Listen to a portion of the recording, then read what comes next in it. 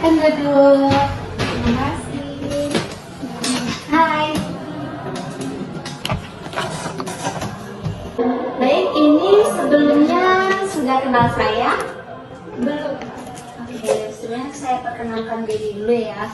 Perkenalkan, nama saya Giska Idantara. Saya biasa dipanggil Giska dan Anda bisa panggil saya Kak atau Mbak Nana. Oke, baik Kak.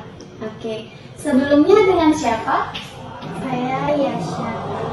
Biasanya dipanggil Yasha. Yasha. Oke, baik, namanya Yasha ya. Yasha, kabarnya gimana? Alhamdulillah baik Kak. Cuman emang lelah aja sih. Oh, lelah kenapa tuh? Tadi kan kampus, di kampus tadi banyak kerjaan tugas kelompok dan dilanjutkan lagi pulang tadi dari habis ada kelompok yang disusul habis kuliah tadi dan saya langsung menyempatkan diri untuk datang. Oke, jadi pelajaran tadi menyenangkan enggak? Sedikit menyenangkan, cuman mungkin sayanya kurang fit ya kali, kurang memahami materi yang disampaikan oleh dosen tadi, mungkin kurang fokus tadi karena emang hari ini jadwalnya padat banget. Dari matkul pertama tadi kan ada 3 SKS dan matkul kedua itu 3 SKS juga dan matkul yang ketiga itu 4 SKS dan saya pulangnya sore menyempatkan diri habis kerja kelompok tadi langsung ke sini dan untungnya tadi pada matkul yang ketiga tadi jam jadi langsung kerja kelompok langsung ke sini. Oh, berarti Yasha memang padat ya hari ini. Tapi Yasha nyaman nggak belajarnya? Seperti biasa, kalau untuk belajar itu seperti biasa, cuman emang kurang fokus saja. Oh iya, sebelumnya Yasha kuliah di mana? Saya kuliah di Universitas dulu, Kak. Oh, keren. Jadi dari anak Unip ya? Oke.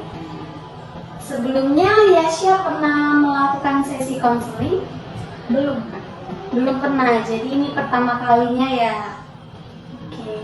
Jadi sebelumnya saya jelaskan dulu ya bagaimana proses konseling ini biar Yasha tuh lebih mengerti gitu kan ya. Jadi proses konseling ini saya ini selaku konselor ingin membantu Yasha dalam memecahkan dan menemukan inti dari masalah yang Yasha ceritakan nanti dan yang memutuskan untuk memecahkan masalahnya nanti itu Yasha sendiri, ya. Nah, jadi Yasha harus ceritakan semuanya tanpa khawatir, tanpa takut kalau ceritanya itu bakal tersebar luaskan atau sampai kepada orang lain. Karena di dalam konseling ini kami mempunyai azas rahasia, yang mana azas rahasia tersebut harus dipakai dalam proses konseling, itu sangat penting. Dan azas rahasia itu menyembunyikan masalah dari yang konseling cerita, yang akan saya ceritakan ke saya nanti. Nah, saya tidak akan memberitahu kepada siapapun. Dan Yasha itu juga tidak perlu takut untuk menceritakannya, karena dengan Yasha menceritakan semuanya nanti itu membantu kita dalam proses konseling ini, dalam menemukan masalah apa yang emang Yasha pengen pecahkan dan pengen Yasha selesaikan, sehingga tidak ada kekhawatiran lagi dari permasalahan yang Yasha hadapi.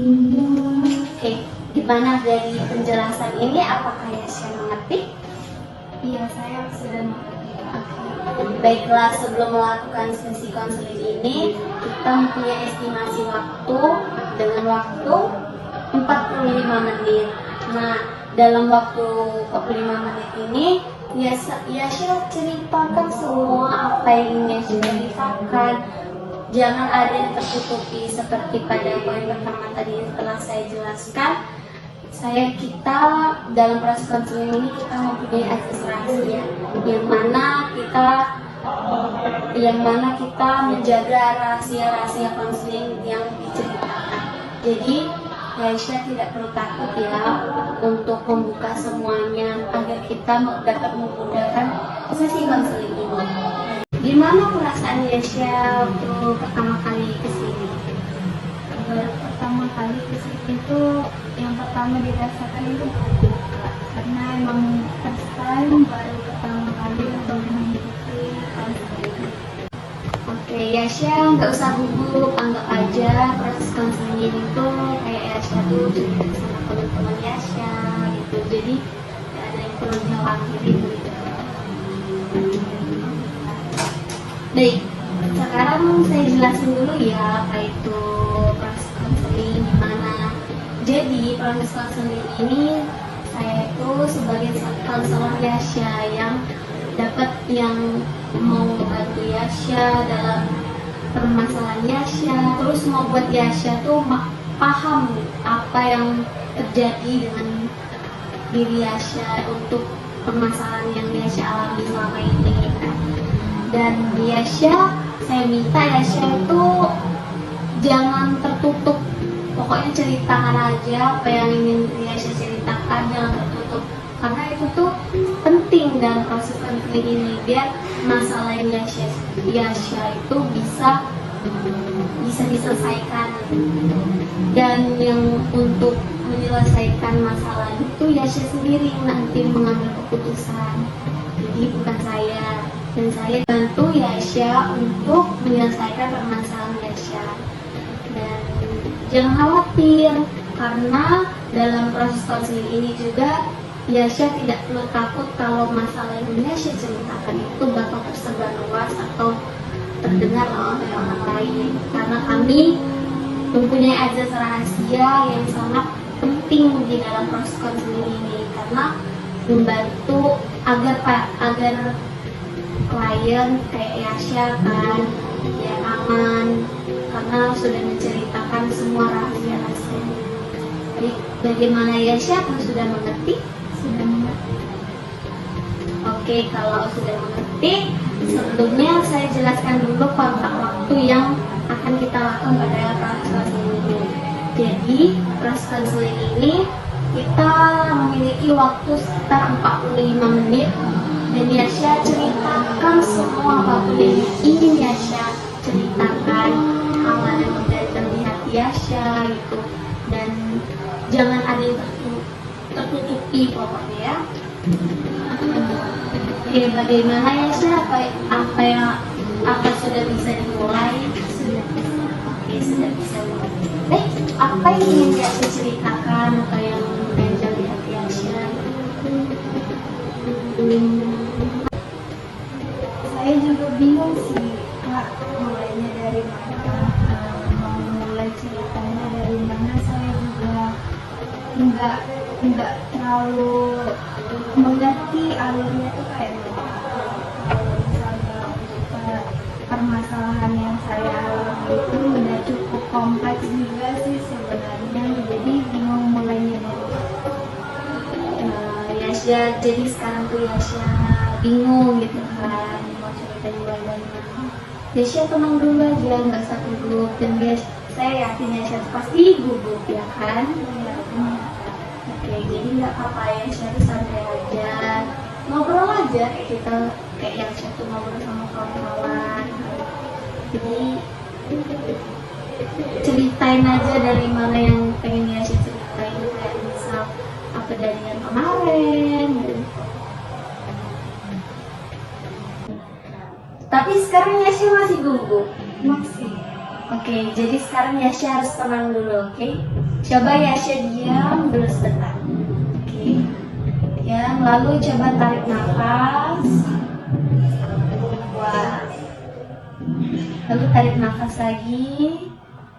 Wah. Tarik nafas lagi. Wah. Pasti masih gugup. Iya. Iya, oke. Coba Yasha, biasanya Yasha melakukan hal apa ya selain apa tuh ketika lagi gugup gitu? Atau diam atau gimana? Ya mungkin berdiam sejenak karena mungkin menyesuaikan situasi baru kali ya. Ya, coba Yasha diam aja. Anggap saja tidak ada siapa-siapa, oke? Yasha tenang aja.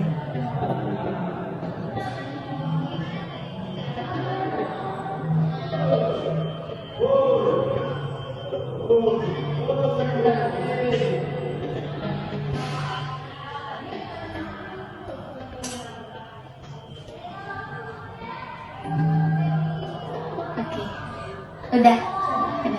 Setidaknya sudah mengurangi lah ya kan rasa-rasa gugup Yasha ya kan. Oke, baik. Jadi gimana Yasha? Siap? Baik, jadi begini, saya tidak bisa memberikan waktu antara belajar dan organisasi yang kayak itu.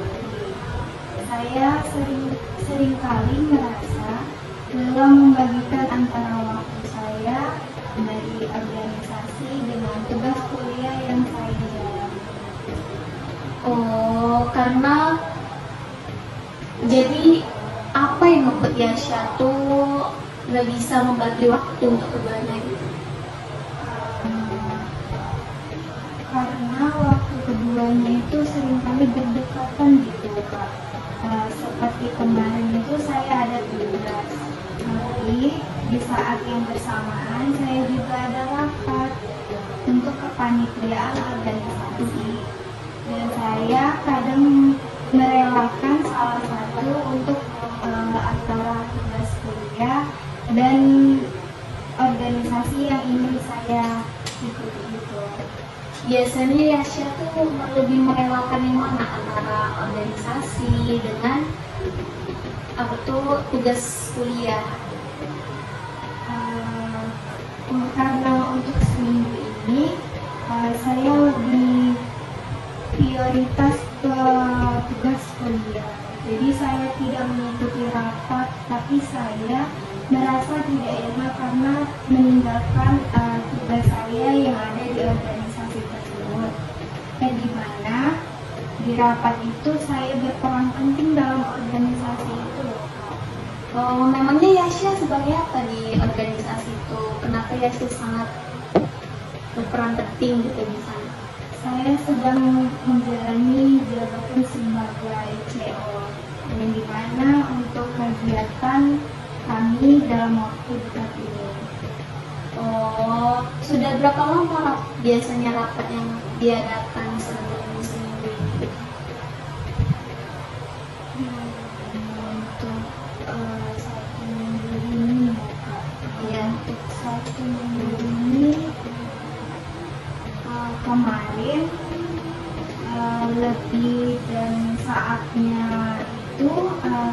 saya sedang banyak banyak tugas kuliah.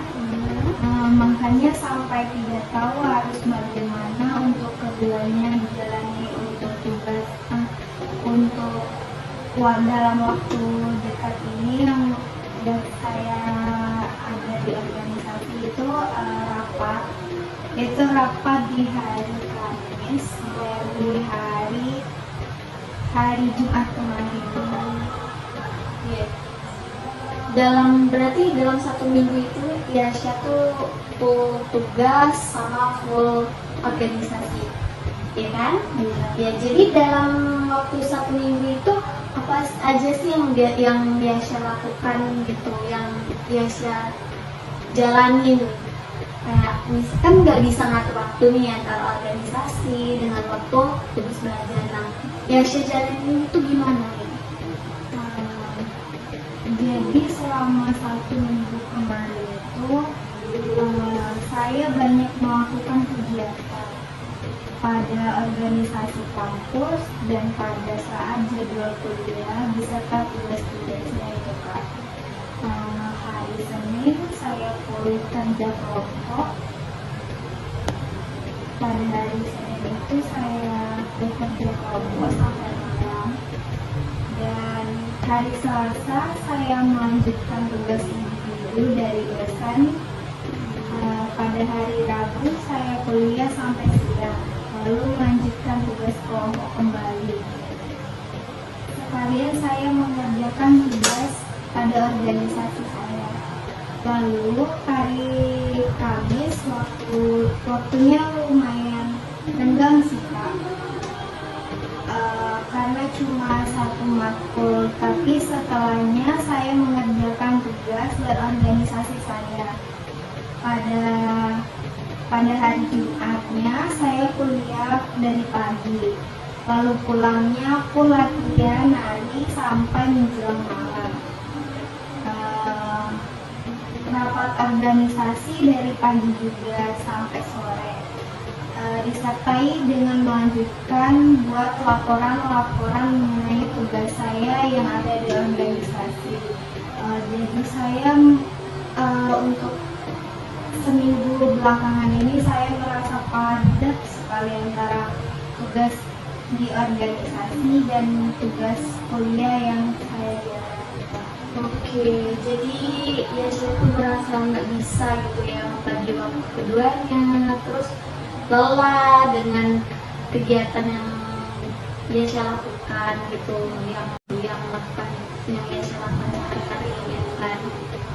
Iya, tapi kadang hanya pada waktu tertentu saja suka merasa lelahnya. Kadang juga saya tuh mikir kayak yang mana sih yang akan diduluan ini antara tugas kuliah atau organisasi yang saya jalani. Memangnya kalau boleh tahu Yasha tuh waktu tertentu kayak mana yang membuat Yasha tuh lelah gitu? Membuat waktu yang tertentu yang membuat saya lelah. Membuat seperti membuat tugas dengan tenggat waktu yang mepet gitu Kak. Nah, kegiatan di organisasi juga selalu ada, jadi saya tuh selalu bentrokan gitu antara tugas kuliah, organisasi, selalu barengan aja gitu. Jadi Yasha tuh benar-benar sulit ya ngatur waktu keduanya gitu kan. Iya, benar Kak. Kadang saya merasa tugas yang ada di organisasi begitu banyak sampai tidak sempat belajar lagi untuk tugas kuliah yang saya jalani. Tapi kalau saya fokus belajar, saya merasa bersalah meninggalkan tanggung jawab di organisasi yang saya jalani juga. Itu memang di situasi yang sulit sih, soalnya kan kayak Yasha ada rasa bersalah yang muncul karena meninggalkan organisasi ya kan. waktunya harus ditinggalkan itu Yasya kayak mana gitu? Saya merasa gagal kalau tidak mengikuti atau tidak bisa melakukan semuanya dengan baik. Oh, berarti Yasya tuh benar-benar pengen ngejalanin keduanya dengan baik, ya kan? Nah, itu tuh tujuannya sangat positif sih. Jadi apa Yasya tuh udah pernah mencoba gitu cara-cara tertentu buat ngatur waktu keduanya antara organisasi sama tugas kuliah Yasya? Sebelumnya itu saya sudah pernah mencoba membuat jadwal, tapi seringkali jadwalnya itu tidak berjalan. Misalnya ada rapat mendadak hari organisasi atau tugas kuliah yang membutuhkan waktu yang lebih lama gitu Pak. Jadi saya bingung. Saya sudah menjadwalkan dengan struktur gitu kan antara tugas kuliah dan organisasi, yang saya kira tugas kuliah dan organisasi itu nggak bentrokan lagi gitu. Tapi waktu di hari yang sama itu sering terjadi antara tugas kuliah dan organisasi itu bentrok lagi. Oh, berarti jadi walaupun udah berusaha buat jadwal, udah jadi jadwalnya, tapi ada aja kegiatan tuh yang tiba-tiba mendadak yang nggak sesuai dengan jadwal, ya kan? Jadi benar begitu? Iya, benar sekali itu Pak. Jadwalnya itu tidak realistis karena ada banyak hal yang tak terduga. Kadang juga rapat bisa mendadak karena yang emang dari atasannya itu seperti ketupat, denpat, dan sekpat ini itu emang misalnya udah dijadwalkan hari Kamis, saya sudah prepare antara tugas kuliah dan waktu rapat yang ingin saya jalani. Tapi di waktu yaitu dari atasan organisasi saya itu dipercepatnya lagi waktunya itu. Jadi itu benar. Jadi benar-benar sering mendadak gitu kan ya. Jadi emang sih kadang tuh jadwal rapat tuh emang sering berubah-ubah. Kita juga nggak bisa kan mastiin hal-hal yang terduga nggak terduga gitu kan. Nah, jadi apa yang menurut Yasya hal yang tertentu yang sering membuat jadwal Yasya terganggu gitu? Apa ada hal yang memang membuat Yasya tuh terganggu gitu?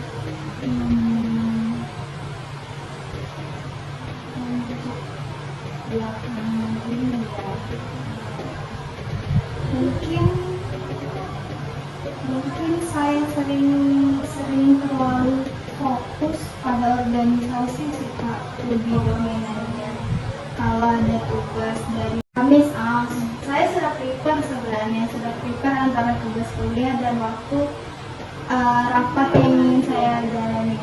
Tapi di waktu yang itu dari atasan organisasi saya itu dipercepatnya lagi waktunya itu. Jadi itu benar. Jadi benar-benar sering mendadak gitu kan ya. Jadi emang sih kadang tuh jadwal rapat tuh emang sering berubah-ubah. Kita juga nggak bisa kan mastiin hal-hal yang terduga nggak terduga gitu kan. Nah, jadi apa yang menurut Yasya hal yang tertentu yang sering membuat jadwal Yasya itu terganggu gitu? Apa ada hal yang memang membuat Yasya tuh terganggu gitu?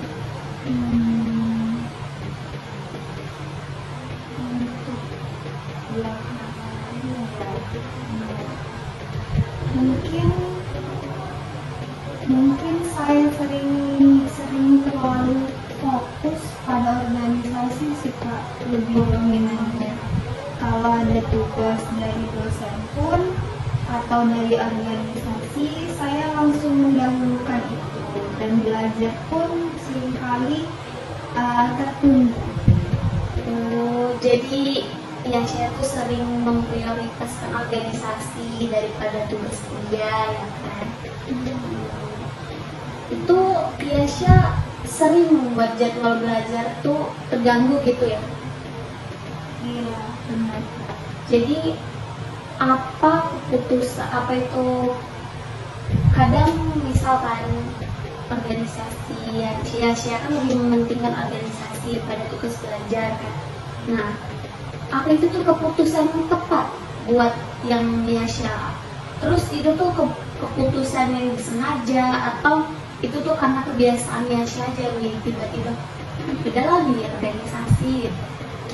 Kadang tuh untuk waktu yang seperti itu apa aja yang terlintas sih Kak di kepala, kayak organisasi kemarin kan kayak kepikiran aja organisasi yang karena dari besar juga dari atasannya kan jadi dari organisasi.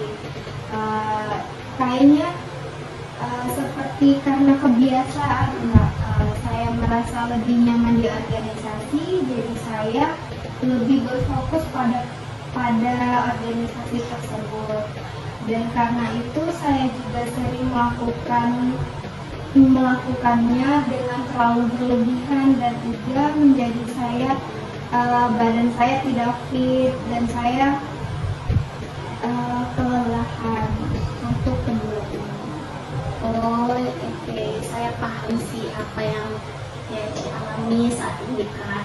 Cuman pada dasarnya kan kita pasti lebih merasa kelelahan setelah berkegiatan ya kan.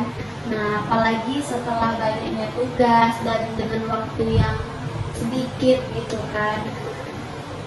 Karena itu kita tuh nggak bisa membagi waktu keduanya. Jadi merasa sangat lelah.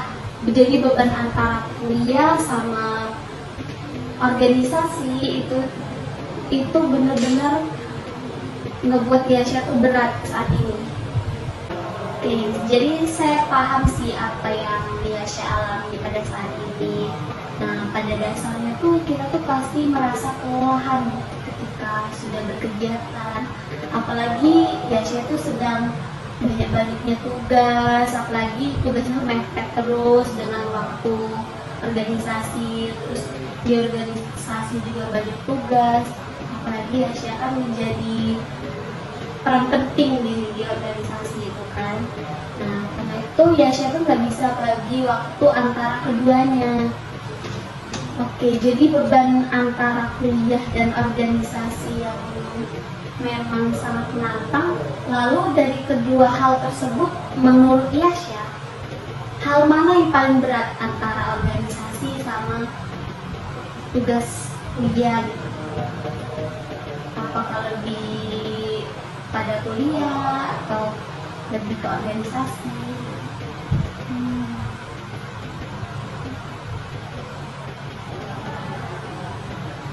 Sepertinya keduanya itu sama-sama penting sekali dan sama-sama berat karena pada kuliah saya mendapatkan tugas-tugas yang menumpuk. Emang sih kita waktu masuk kuliah emang udah kepikiran kalau misalnya di kuliah itu emang sibuk dengan tugas-tugas. Saya mengerti untuk di organisasi saya juga memegang peran penting dan juga membutuhkan waktu yang lebih banyak untuk mengerjakan hal yang ada di organisasi tersebut. Jadi antara organisasi dan tugas kuliah itu sama-sama berat Kak. Sama-sama berat. Jadi, oke, kalau sama-sama berat, menurut Yasha, mana yang lebih penting bagi Yasha antara organisasi sama kuliah gitu?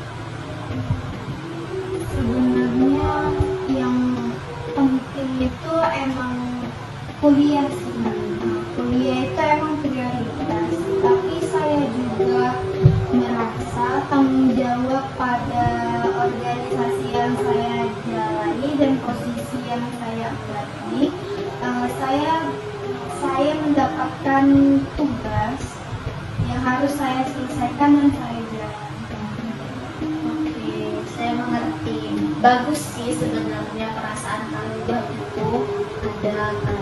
Tapi jangan sampai mengorbankan hal yang penting bagi diri Yasha kan. Seperti kayak kuliah kan, itu kan penting kan lebih daripada organisasi, walaupun organisasi itu tanggung jawab Yasha di sini kan. Lalu saya ingin bertanya, lalu apakah ada anggota lain di organisasi yang Yasha emban gitu kan, yang bisa mengambil alih posisi Yasha untuk sementara, paling tidak itu untuk beberapa hari, karena dalam beberapa hari ini kan Yasha juga lagi banyak tugas. Nah, paling tidak untuk beberapa hari ini, maka ada anggota yang siap gitu untuk mengambil alih gitu dalam proses Yasha. Untuk anggota itu ada beberapa anggota. Saya mempunyai beberapa anggota, tapi saya khawatir kepada anggota saya tidak bisa menjalankan tugas itu. Saya khawatir kalau misalnya tugas yang ada pada saya dan saya berikan kepada anggota saya itu tidak berjalan dengan maksimal. Jangan khawatir, soalnya Yasha kan bisa terlibat gitu dengan organisasi yang Yasha, tugas-tugas yang Yasha jalani, Yasha tetap bisa terlibat. Tapi Yasha itu untuk sementara ini bukan jadi peran utamanya di organisasi itu, sementara digantikan dulu oleh anggota Yasha. Dan Yasha harus percaya juga bahwa anggota Yasha itu bisa menjalani yang menjadi tanggung jawab Yasha seharusnya. Tapi Yasha tetap bisa untuk bergabung dan untuk tetap berpartisipasi dengan anggota Yasha biar pekerjaan Yasha itu bisa lebih baik. Gimana ya Pak? Bagaimana jika anggota saya itu tidak siap untuk menggantikan posisi saya? Seharusnya anggota Yasha bisa sih, karena kan itu juga sebagian dari tanggung jawabnya. Iya sih, tapi saya khawatir kalau mereka membuat kesalahan pada tugas yang saya buat. Yasha jangan khawatir, karena kan Yasha tetap bisa membantu mereka untuk menjalankan tugas-tugas yang Yasha berikan gitu. Yasha tidak meninggalkan tanggung jawab, tapi tetap berpartisipasi tanpa Yasha itu harus mengemban semuanya itu. Jadi ada anggota yang mengambil alih posisi Yasha sementara. Iya, benar juga sih Kak. Oke, jadi seharusnya apa yang akan Yasha lakukan? Mungkin saya akan tetap menjalankan keduanya, tapi saya hanya mengurangi waktu di organisasi selagi tugas banyak, dan tugas organisasi saya akan saya serahkan kepada anggota yang ada di CO yang saya lakukan. Saya serahkan kepada anggota saya dengan saya percaya bahwa mereka bisa untuk melanjutkan tugas yang saya lakukan. Saya juga akan lebih memprioritaskan tugas kuliah saya, karena itu tujuan utama saya untuk kedua. Oke, baiklah, berarti keputusannya itu tetap menjalankan keduanya, tetapi mengutamakan tugas-tugas kuliah. Apa benar? Ya, benar. Oke. Jadi gimana cara Yasha untuk melakukan Saya mencoba. Saya akan mencoba dan mulai menyatukan atau melakukan. Saya juga akan membuatkan jadwal baru antara belajar dan organisasi saya. Walaupun nantinya akan ada beberapa hal yang membuat struktur itu atau jadwal itu sedikit meleset. Dan saya akan lebih memprioritaskan waktu belajar saya. Terima kasih karena saya lebih merasa sekarang saya lebih merasa rileks dan saya sudah tahu apa langkah yang saya lakukan untuk kedepannya. Oke, bagus sih itu keputusan yang tepat dan baik gitu kan. Dan ya sih berani mencoba itu termasuk hal yang baik gitu. Iya benar Kak. Terima kasih ya Kak, karena saya sudah merasa kegiatan saya itu sudah terarah dan saya sudah bisa melihat apa sih yang lebih prioritas dan apa yang utama yang akan saya lakukan di kemudian hari. Ya sama-sama, semoga Yesya bisa menjalankan keduanya dengan baik tanpa harus mengorbankan salah satu di antara keduanya dulu. Iya Kak, saya akan mengingatnya. Oke, baiklah. Kalau begitu sesi konseling kita hari ini bisa kita akhiri. Dan jika Yesya mengalami kesulitan lagi atau merasa ada yang janggal di hati Yesya bisa kembali lagi ke sini dan jangan ragu untuk menceritakannya lagi. Itu pasti Kak. Baik Kak. Sebelumnya terima kasih banyak ya Kak. Berkat Kakak saya sudah bisa apa yang lebih saya prioritaskan. Iya, sama-sama. Semoga apa yang Yesya jalani juga lebih baik gitu dari teman-teman. Baik Kak, saya izin pulang duluan ya. Iya, sama-sama Yesya. Terima kasih Kak.